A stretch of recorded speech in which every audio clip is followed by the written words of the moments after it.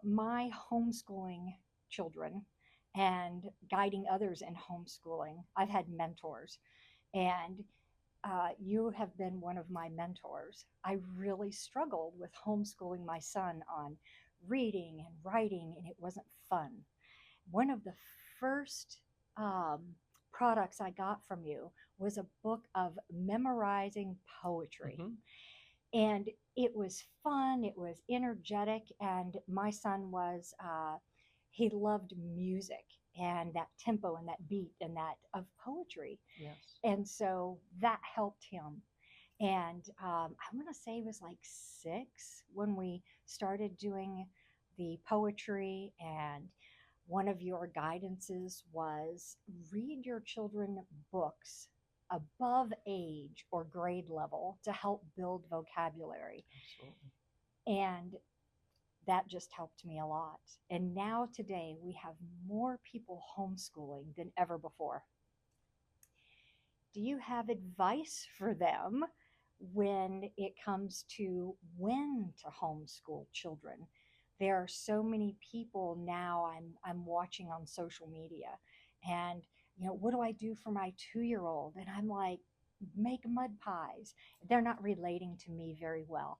And so my hope is that someone who has the reputation of helping families educate their children, that maybe they might listen to you a little better I than would me. hope that they would hear what I say and it would resonate as true. One of the biggest problems we have in modern institutional education in this country is a response to failure. And the failure began when the old system of teaching reading primarily through phonics gave way to several iterations of a much less effective way of teaching. The first phase, it was called the look say method. Yep. And then the next phase, it was called the whole language method. And now they're working with this idea of blended approach. But essentially, the difference is you either teach children um, letters and the sounds that letters make and how to attack words and figure that out, or you try to just show children words in context and help them guess as to what word that is. All the evidence, it is absolutely conclusive that the latter does not work. The phonics based approach is the best way to teach writing, to teach reading. Now, what happened? Well, as the reading skills of students declined, rather than looking at the method and saying maybe what we're doing isn't working, instead they took the approach of saying, well, we need to start sooner.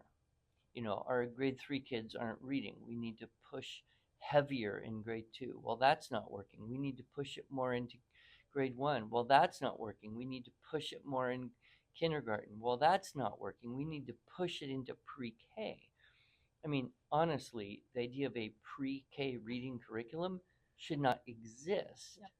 And so one of the things that I am constantly trying to help parents understand is that it is way better to wait a little bit too long to Mm-hmm. teach a student to read than to do it too early, because reading is very much a brain function. You know this with Yep. your background.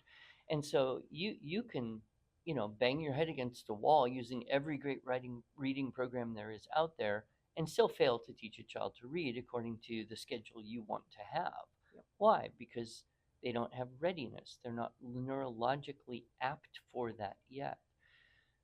So it would be better to wait until they're showing interest, until it isn't overwhelmingly visually complex. But a lot of parents have anxiety. Oh no, my 6-year-old isn't reading, and my neighbor's 6-year-old is, Yep. and so I must be failing. And so I'm going to hammer this even harder. And then I'm going to solve the problem by pushing my next kid down, even though he's only 4. And what happens if you push reading before a child has neurological readiness, they start to resist it. They Yep. don't like it. It's not fun. They're not getting it. There's no feeling of success or discovery or any positive thing. And so then they just start to hate it. And then they can hate it for years. They can continue hating it even after they now have the neurological aptitude to do it.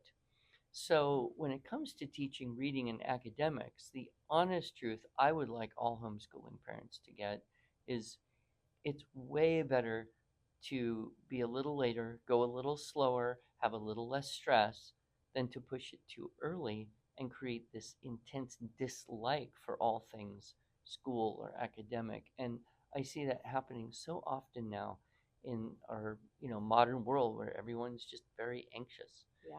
Public education, schools in general, have created a lot of anxiety for everyone, for the students, the And the parents, the parents. teachers, the administrators, the politicians. Yeah. That's one thing the schools do very well. Yeah, they is do. create anxiety. They do. Well, one of the things very personal about me, I really struggled reading, and until I was 25 years old, Wow. I did not read above a fifth grade level. And I went to a Bible study, and I started reading scripture, and that's where I learned to read. Mhm. And then I went to college, and so I was definitely late behind. However, I am an entrepreneur, and I read. I have so many books. I just love to read and I love to learn. But while I was on that journey before I could read well, I learned different things and I see the world in a little bit different. I don't know if you're familiar with Michael Jr. He is a comedian, and he had some learning disabilities, and he said, yeah, it prepared me for who I am and what God made me to be. And now he uses comedy because of how he looked at the world, and he's very successful. So a child can be a late bloomer in reading and writing. Oh yes, I know at And it's least in them. I know at least 5 men personally with advanced master's or doctoral level degrees who did not read a book until they were teenagers. Yep. So it's not uncommon. Now, that doesn't mean you do nothing, Oh yeah. right? So, a lot of times people say, well, what's the best little bit of advice you have? And I always say this, if what you want is a child who writes well, who speaks well, who reads well, 20 years from now, what should you do? And the answer to that is, as you mentioned, read to them at a level above their own decoding skills and supplement that with audiobooks and poetry memorization, because those things are building the database of language in the brain. Those will bring in the more sophisticated vocabulary that allows better reading and writing down line. Actually, vocabulary is a key to thinking well, right? If you don't have the words, you can't think the thought. It remains abstract and non-communicable and not useful. But if you have the words, then you can expand your thinking. So you create vocabulary. Another thing is you build more complex syntax patterns. If a child just, hangs out with parents, goes to school, plays with friends, lives life, listens to TV or social media, what level of sophisticated language are they getting from the randomness of daily life? Right. So you want to, and that's all going to happen. That's not bad, but you want to balance that out with more sophisticated and beautiful language to build that database through longer, more complex sentences. We have a mutual friend, Andrew Kern. Yep. And he once said in a talk I was listening to, he said, if you can't read a complex sentence, you can't think a complex thought. And if you can't think a complex thought, please don't vote. I mean, our world is very complex, and there are, very so many conditional statements and circumstantials and long sets of information that have to be dealt with together in one unified way. And we gain that skill primarily through literature. And the literature can be, as I said, the books you read to children, the audiobooks are great, and then the poetry. poetry also sensitizes a child to devices like metaphor and simile, where they learn to make comparisons. It sensitizes them to rhythm of language so that they can feel that, like you said, your son, he felt the music of the language. Yeah. So, for a parent who's just starting out and they've got a 6-year-old, a 4-year-old, a 1-year-old or something, they pulled a 6-year-old out of kindergarten and say, I can't do that, I got to homeschool. Well, what should I do? Well, don't go buy a big stack of books with a K or a 1 on the cover. Yeah. That's bringing the defective, dysfunctional system into your own home. Yeah, don't do that. Don't do that. Focus on the key things, which is building literacy, and at that age, doing a lot of things verbally, right? You can teach math to children verbally more effectively than you can use paper. That Yep. you can use your mouth and your fingers and little things and learn manipulative and how to count by numbers and how to add and subtract and even multiply before you ever look at a math book. And that is actually going to produce better mathematical thinking down the line. Another thing, this is kind of counterintuitive, but you can teach children how to spell words before they can read words. That is true. I have seen that over and over. And when it comes to math, I am a meal prepper. Okay. And so there is nothing wrong with a child counting up to 10 grapes per bag or whatever. Yeah. And so getting creative and in doing math, in doing different things.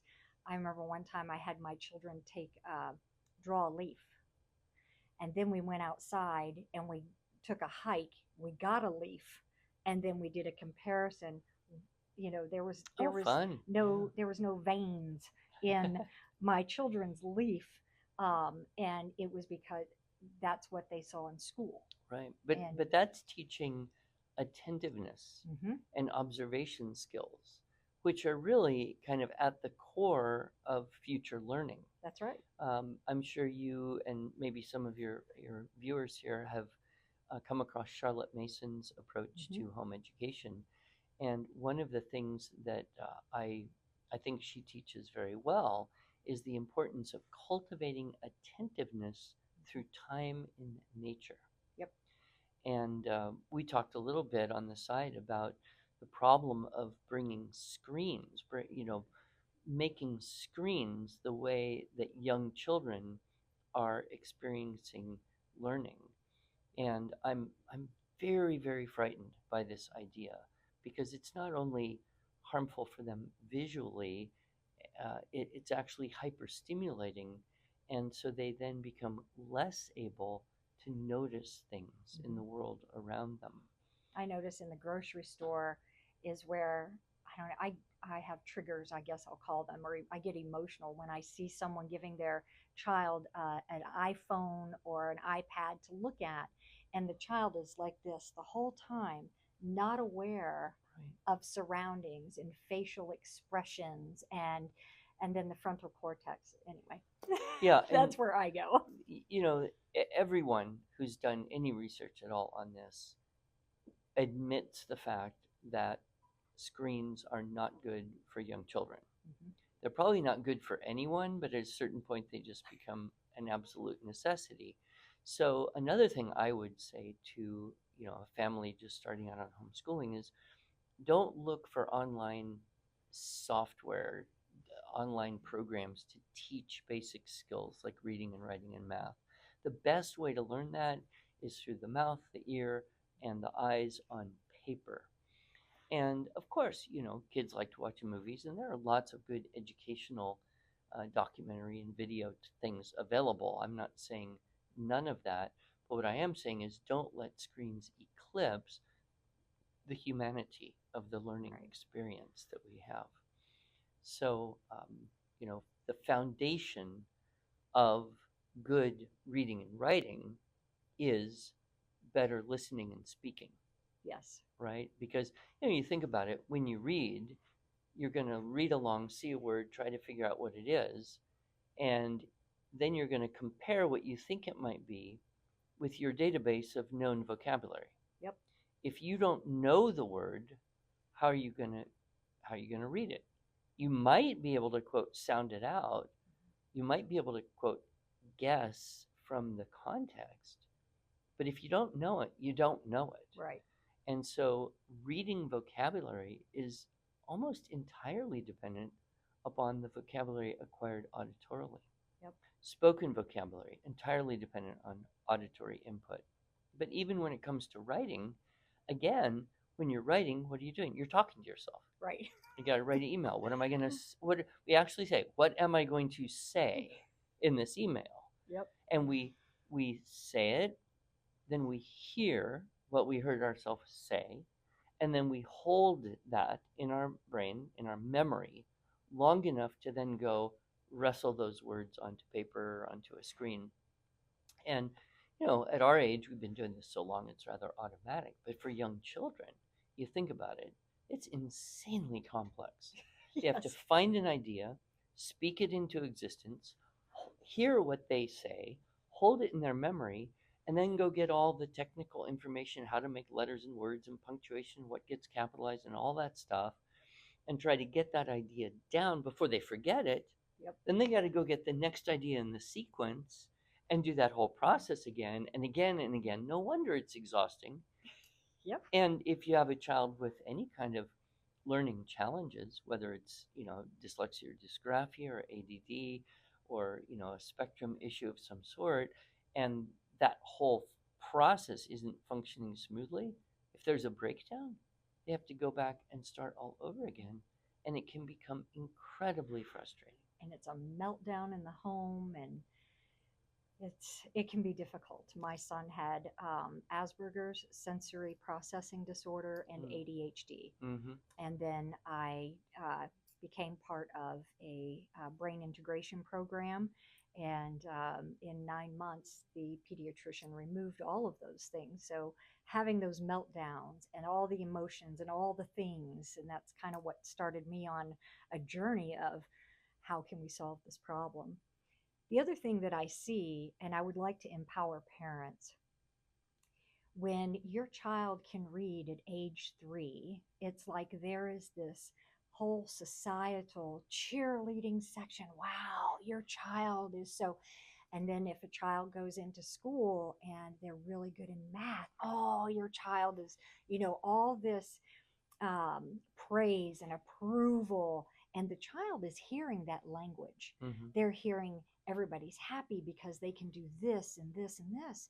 But if they're struggling in those areas, how can a parent encourage and uplift?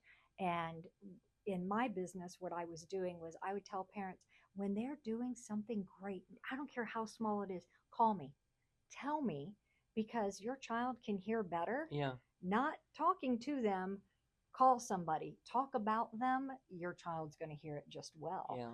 But how can we uplift our children? What can parents do? Is there? Well, I would look at it as a slightly deeper problem, and that is what one of my friends once called a comparison compulsion disorder.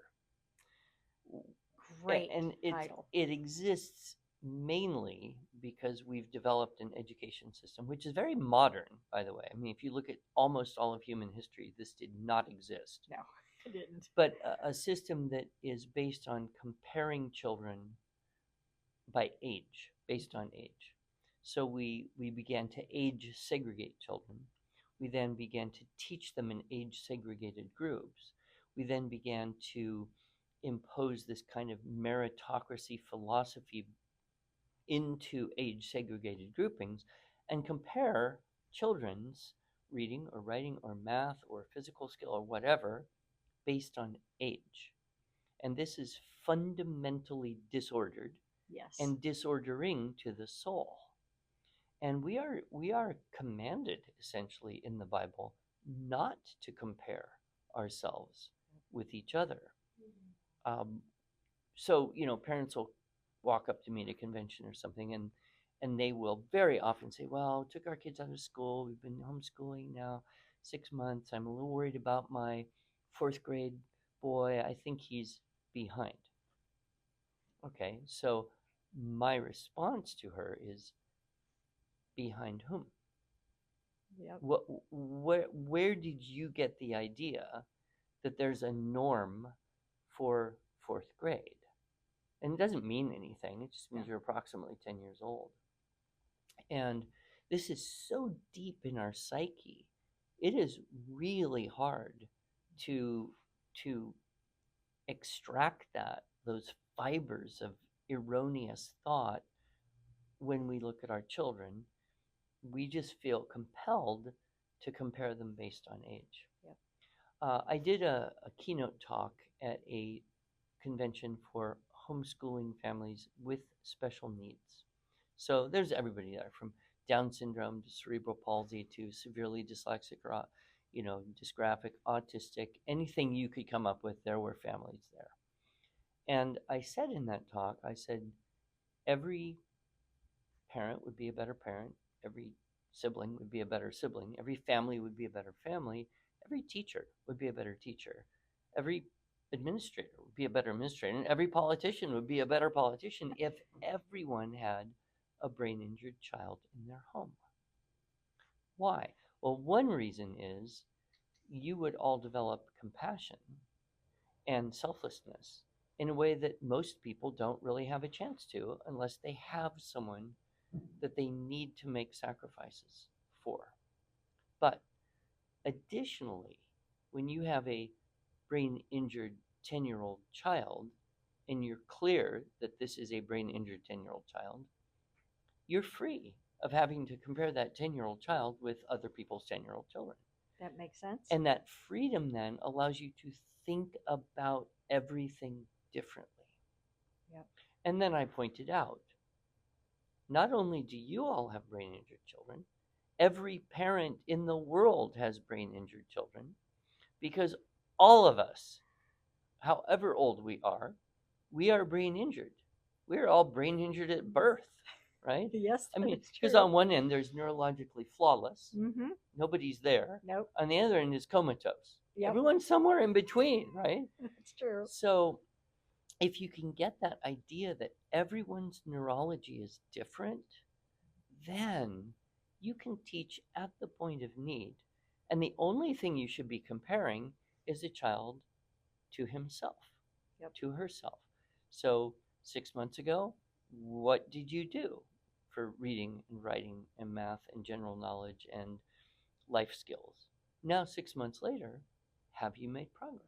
That's the only thing that matters, Yep. not where is some other kid in relation to your child. And that is just such a hard concept to get everyone to embrace. But as soon as they start to do it, freedom. It is. One of the things that I've been doing with my current clients is having them look at what is their child's dominant profile. And I mean, if they're right-eared and left-handed and right-eyed, and I mean, just so I give them some tools to work Sure. on that. Yeah. And primitive reflexes. I'm working on a paper now. There are so many people who are like, well, my child has ADHD. And I'm sure you're familiar with primitive reflexes. And if you take the list of what inhibited primitive reflexes are and ADHD, they kind of match. Mm-hmm.